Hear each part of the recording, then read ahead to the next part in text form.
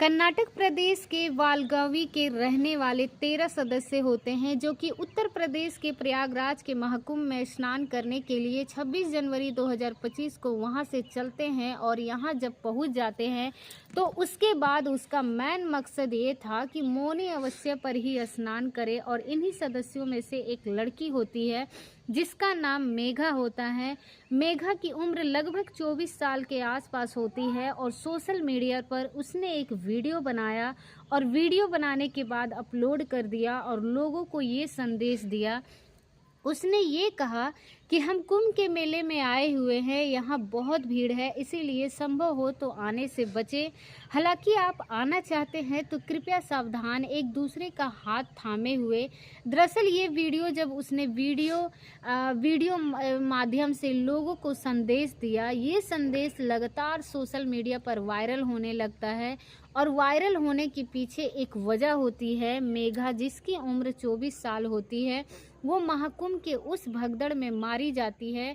और ना केवल मेघा मारी जाती है बल्कि वो 13 सदस्य जो आए थे उसमें उसकी माँ भी आई थी जिसकी उम्र लगभग 50 साल के आसपास होती है। ज्योति और मेघा जब ये दोनों मारे जाते हैं इस भगदड़ में, तो ये कहानी, यह घटनाक्रम सोशल मीडिया पर इसलिए वायरल हो जाता है क्योंकि कुछ समय पहले ही इस लड़की ने ये संदेश दिया था, मैसेज दिया था कि थोड़ा संभल कर। आप कर्नाटक प्रदेश के मुख्यमंत्री को जब ये बात पता चलती है तो कर्नाटक के 4 लोग इस भागदड़ में मारे जाते हैं।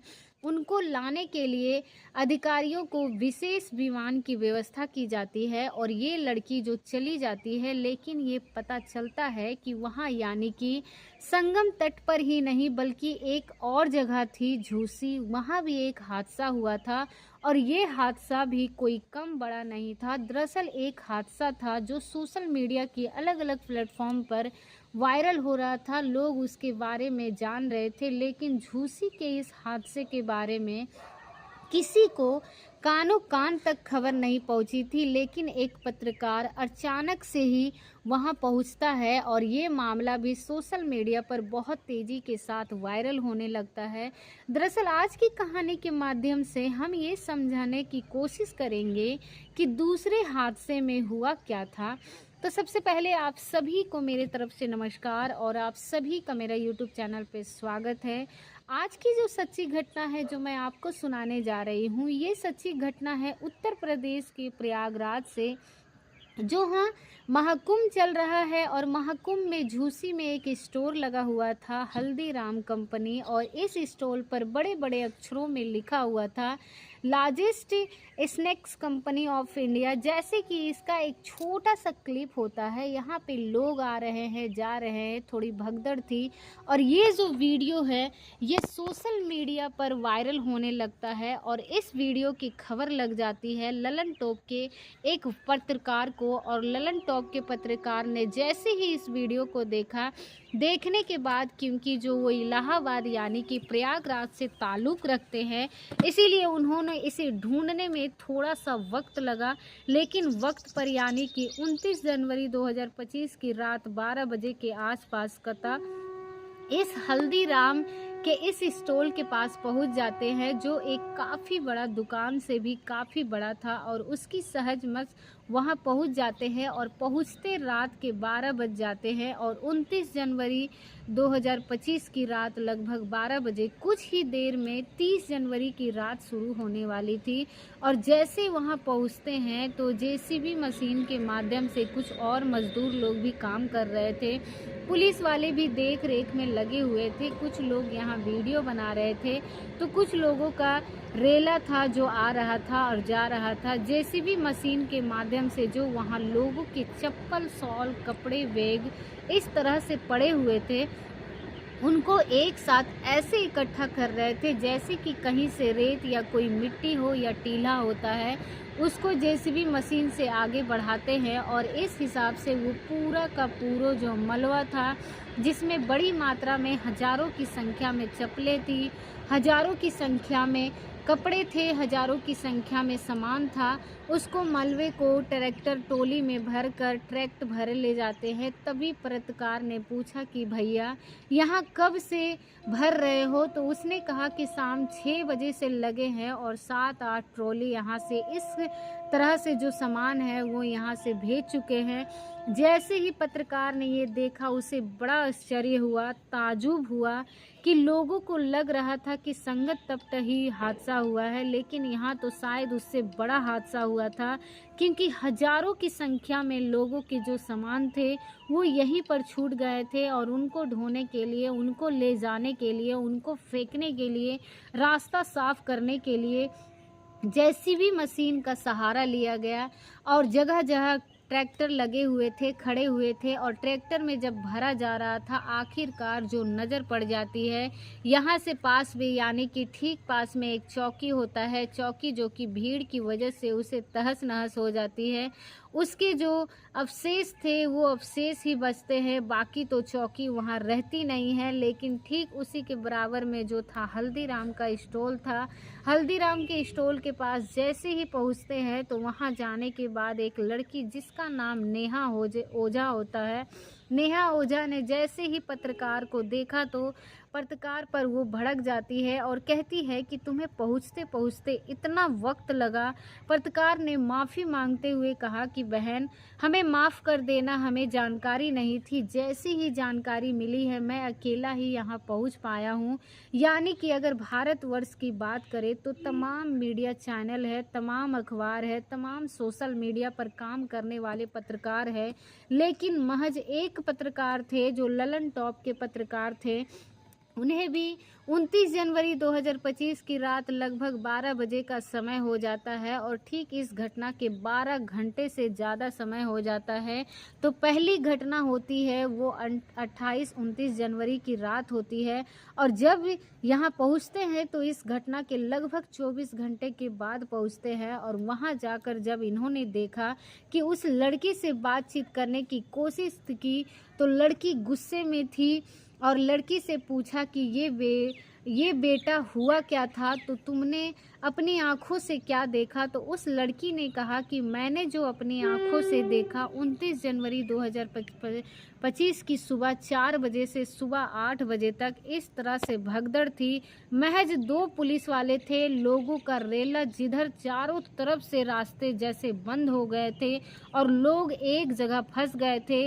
लोग निकलने की वजह आपस में भगदड़ मच जाती है और उनके स्टॉल के पास भी कुछ लोग आ जाते हैं और कई लोग तो ऐसे थे उनके स्टॉल के अंदर भी आ गए थे। लगभग 6 लोगों की गिनती थी, उसने अपने आप से की थी जो उसके स्टॉल के अंदर मर चुके थे और बाकी कई ऐसे लोग थे जो घायल थे। उन्हें पानी पिला रही थी, किसी को कुछ खिला रही थी। उसके बाद जो जिम्मेदारी थी ये पुलिस और प्रशासन की जिम्मेदारी थी, हमारी कोई जिम्मेदारी नहीं थी।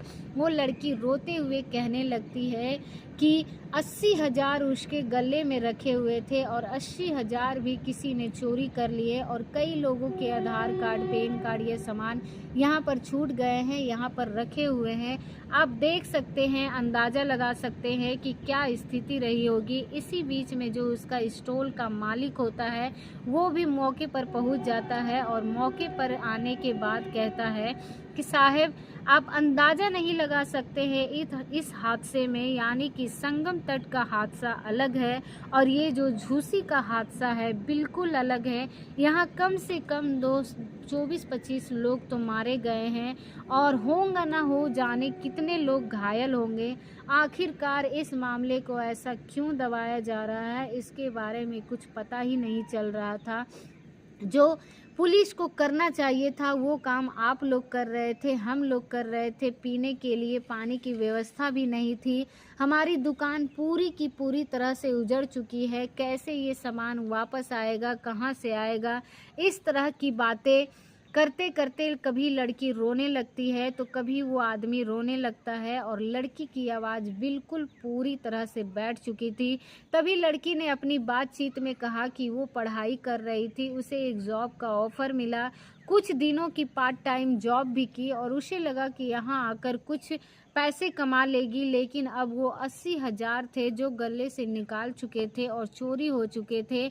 आखिरकार वो कैसे पैसे का इंतज़ाम करेगी, कैसे नहीं करेगी, इस तरह की बातें बताते बताते जाहिर सी बात है परेशान होने लगती है। लेकिन जो इलाका था, जो जगह थी, जहाँ पर बहुत सारे बड़ी तादाद में लोगों के सामान, चप्पल, शॉल, कपड़े वगैरह पड़े हुए थे, उनको जल्दी जल्दी साफ़ करने की कोशिश की जा रही थी ताकि किसी पत्रकार की नज़र ना पड़ सके। लेकिन लालन टॉप के पत्रकार की नज़र पड़ी और वीडियो जब सोशल मीडिया पर अपलोड किया गया, इसे लाखों की संख्या में लोगों ने देखा और जानने की कोशिश की कि आखिरकार यहाँ हुआ क्या होगा और कितने लोग इस हादसे में मारे गए होंगे। साथ ही साथ जब इस घटनाक्रम के बारे में पता चला, तभी एक पत्रकार और आगे बढ़ता है। जूसी थाना के क्षेत्र का ही इलाका है। दिल्ली से आई संजना देवी और उसकी एक बहन होती है। बहन उसे मिल नहीं पा रही थी। वो अपनी बहन से 100 मीटर दूर थी और 100 मीटर दूर जब थाने पहुंचती है, वहां जाने के बाद उसे पहुंचने में अच्छा खासा वक्त लग जाता है और वो वक्त लगने पर वो लड़की रोने लगती है। आखिरकार अपनी बहन तक वो पहुंच जाती है, लेकिन 2 दिन से वो अपनी माँ को ढूंढ रही थी। दोनों बहनें माँ नहीं मिल पाती है और माँ को याद करके उसके बारे में सोचकर वो रो रही थी। और जब ये पत्रकार ने पूछा कि तुम कौन हो, कहाँ से आए हो, तो उस लड़की ने कहा मेरा नाम संजना है और मेरी माँ क्रांति देवी है, जो क्रांति देवी 2 दिन से लापता है। हमने कुछ भी नहीं खाया, हम बहुत परेशान हैं और प्रशासन से पूछते हैं तो कहते हैं कि 14 नंबर पुल पर चले जाओ और या फिर बात करते हैं तो 18 नंबर पर चला जाओ। एक भी दूरी पार करने में कितना मुश्किल होता है जब ये रात में हादसा होता है। यानी कि सुबह वक्त जब हादसा हो रहा था तो उस हादसे की शायद चश्मिश गवाह होती है। वो बताती है कि जब चारों तरफ से रास्ते बंद कर दिए गए थे, ऐसी स्थिति में कहाँ से निकले कहाँ से ना निकले ये समझ नहीं पा रहे थे और लाखों लोग एक साथ जब चलेंगे तो जाहिर सी बात है आगे क्या होगा। छोटे छोटे बच्चे अपनी माँ की गोद में दम तोड़ देते हैं और इस तरह की वो बातें करती तो हालांकि कुछ लोग भी यहाँ पर आ जाते हैं और सरकार को डिपेंड करना शुरू कर देते हैं। कहते हैं कि जब इतना बड़ा आयोजन हो रहा है तो कोई जानबूझ के कोई हादसा नहीं करेगा। ये हादसा अचानक हुआ और इस मामले की जांच हो रही है और जल्द से जल्द इस घटनाक्रम का भी खुलासा हो जाएगा। ऐसे ही गोरखपुर के उनवल के वार्ड नंबर 4 के रहने वाले 27 जनवरी की सुबह 5 महिला और 3 पुरुष होते हैं। वो बोलेरो कार से सीधा स्नान के लिए पहुंच जाते हैं और जैसे ही 28 और 29 की रात संगम तट पर ये स्नान करने के लिए जा रहे थे, अचानक से भगदड़ मच जाती है और इन 8 लोगों में से एक पुरुष होता है जिसका नाम पन्ने निषाद होता है और एक महिला का नाम होता है नगीना देवी। दोनों की भगदड़ में मौत हो जाती है। बाकी जो इनके 6 सदस्य होते हैं, उन्होंने जब इस घटनाक्रम की सूचना घर वालों को दी तो घर वालों का रो रो के बुरा हाल हो जाता है। और ऐसे ही बिहार के गोपालगंज जिले के अलग अलग जगहों की 4 महिलाएं होती है।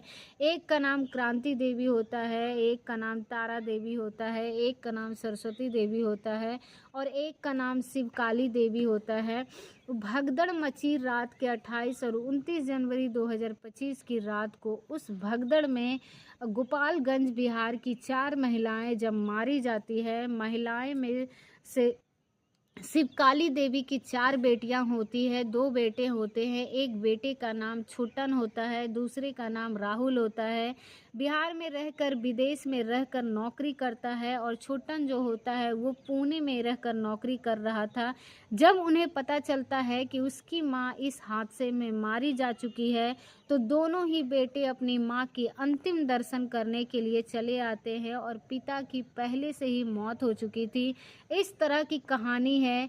माऊ जिले की मऊ जिले का थाना लगता है कोपगंज और कोपगंज थाने का एक गांव लगता है फतेहपुर ताल दर्जा। दरअसल यहाँ की रहने वाली एक महिला होती है जिसका नाम प्रभावती राजभर होता है। उसके पति होते हैं लाला राजभर दरअसल इन्होंने एक प्लान बनाया था कि हम भी कुंभ में जाएंगे, स्नान करके आएंगे। तो बेटी होती है, बेटी कहती है कि माँ मैं भी लगातार टीवी पर देख रही हूँ, मोबाइल पर देख रही हूँ, अखबारों में भी आ रहा हूँ, वहाँ पर बहुत ज़्यादा भीड़ है, आपको नहीं जाना चाहिए। माँ यानी कि प्रभावती राजभर और जो पिता होते हैं लाला राजभर, वो कहते हैं कि गांव में कई सारे लोग जा रहे हैं, अगर हम लोग भी चले जाएंगे तो कौन सा आफत आ जाएगी, इसीलिए तुम घर पर रहो और चले जाओ। तुम घर पर रहो, हम लोग चले जाते हैं। अब यहाँ से ये चले तो जाते हैं, लेकिन 28-29 जनवरी की रात जब ये भगदड़ मचती है, हादसा होता है, तो उसमें प्रभावती राजभर जो कि उम्र लगभग 55 साल के आसपास होती है, वो तो उस भगदड़ में मारी जाती है और पिता लापता हो जाता है। उसको ढूंढने के लिए 29 जनवरी को भी पूरा दिन ढूंढा गया और बताया जाता है कि शायद 30 जनवरी को भी वो मिल नहीं पाए थे। अब इस बात की सूचना बेटी तक पहुंचती है, तो बेटी मीडिया वालों के सामने रो रो कर ये बता रही थी कि उसने जाने से पहले उन्हें रोकने की काफ़ी कोशिश की गई, माँ पापा मत जाओ, लेकिन गांव के बाकी लोग जा रहे थे, बाकी लोगों के साथ वो चले जाते हैं और गांव के जो बाकी लोग थे उन्होंने ये सूचना दी कि तुम्हारी माँ मर चुकी है, पिता तुम्हारी लापता है, उन्हें हम लेके आ रहे हैं। और इस तरह की बातें कहानी चाहे लखनऊ की मंजू की है। मंजू अपने पति के साथ त्रिभुवन नारायण जो कि एक इंजीनियर भी बताए जाते थे, उनके साथ वो गई हुई थी इसी भगदड़ में, और वो मंजू देवी जो कि मारी जाती है, लेकिन त्रिभुवन घायल हो जाते हैं। बच्चों ने भी इसे रोकने की कोशिश की कि माँ को कहा कि माँ एक बेटा एक बेटी है, मत जाओ, वहाँ पर भीड़ हो रही है, लेकिन पता नहीं उन्होंने जिद पकड़ ली और मंजू देवी इस हादसे का शिकार हो जाती है।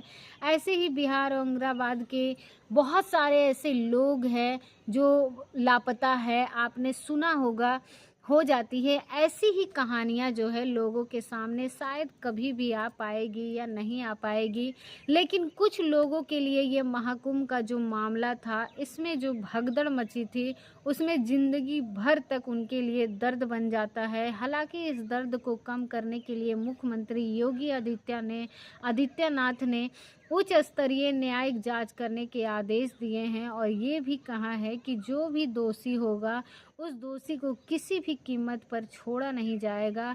साथ ही जो मरने वाले हैं मृतक आश्रित के परिवार को लगभग 2-2 लाख रुपए का अनुदान भी दिया जाएगा, उनके लिए मुआवजा दिया जाएगा, ताकि हालांकि वो मरता है उसके भरपाई तो नहीं हो गया, लेकिन सरकार ने उनके जख्मों पर थोड़ा बहुत मलहम लगाने की कोशिश की है, ताकि जो दिक्कत परेशानी है। अब इसी बीच में सोशल मीडिया पर एक मामला था जो बहुत तेज़ी के साथ वायरल हो रहा था। अलग अलग क्लिप्स थे, चाहे वो डीएम की क्लिप्स हो, चाहे वो एसएसपी का हो या डीजीपी का हो या कमिश्नर की हो, वायरल हो रही थी, जिसमें एसएसपी ये कह रहे हैं कि भगदड़ नहीं मचती, जबकि डीआईजी को देर शाम यानी कि 29 जनवरी 2025 की देर शाम के ये कहने पर मजबूर होना पड़ता है कि 30 लोगों की मौत हो चुकी है और 25 की पहचान कर ली गई है, 90 जिसमें घायल हैं, और एसएसपी के बयान से ये एकदम विरोधाभासी होता है। कमिश्नर भी कहते हैं कि जल्दी जल्दी उठो, जाकर स्नान करो और आओ, भगदड़ मचने वाली है। इसका मतलब इनको लोगों को पहले ही पता था कि कुछ न कुछ होने वाला है। काश इन्होंने सही से इंतज़ाम किए होते और इनके ऊपर इनकी जो सवाल खड़े होते हैं इनके ऊपर, क्योंकि इनके जिस तरह की बड़ी संख्या में बड़ा अच्छा खासा गवर्नमेंट ने पैसा खर्च किया ताकि किसी भी श्रद्धालु को, किसी भी व्यक्ति को यहाँ आने पर किसी भी तरह की दिक्कत परेशानी ना हो, लेकिन ये बताया जाता है कि प्रशासन का जो ध्यान था पूरी तरह से वो वीआईपी पर्सन पर हुए थे। वीआईपी जो कि लोग आए हुए थे, बस उनकी तरफ ज़्यादा ध्यान था, आम लोगों की जो सुरक्षा थी वो उनके लिए भरोसे थी। शायद यही वजह थी कि भगदड़ मच जाती है और कई लोग इस भगदड़ में मारे जाते हैं और कई लोग इस भगदड़ में घायल हो जाते हैं। दोस्तों, इस घटनाक्रम को सुनाने का उद्देश्य किसी को परेशान करना नहीं, किसी का दिल दुखाना नहीं, बल्कि आपको जागरूक करना है, आपको सचेत करना है। जहाँ भी रहें आप अपना ख्याल रखें, और अगर महाकुंभ में जाए तो अपने साथियों के साथ रहें और कोशिश करें कि किसी भी तरह की बात से होने से बचें। और भगदड़ इस तरह की कोई बात होती है तो कोशिश की जाए कि किनारे पर जाने की कोशिश करें, और हालांकि जब हद से ज़्यादा होता है रुकते भी नहीं हैं। अब इसके पीछे कौन जिम्मेदार है कौन नहीं है, ये तो जांच के बाद ही स्पष्ट हो सकेगा। तो उम्मीद करते हैं कि आपको ये वीडियो बहुत ही ज़्यादा पसंद आया होगा, और अगर आपको ये वीडियो अच्छी लगी, जानकारी लगी, तो हमारे चैनल को सब्सक्राइब पर एक लाइक ज़रूर करिएगा। मिलते हैं ऐसे ही किसी नए वीडियो के साथ, तब तक के लिए आप सभी लोगों का बहुत बहुत धन्यवाद।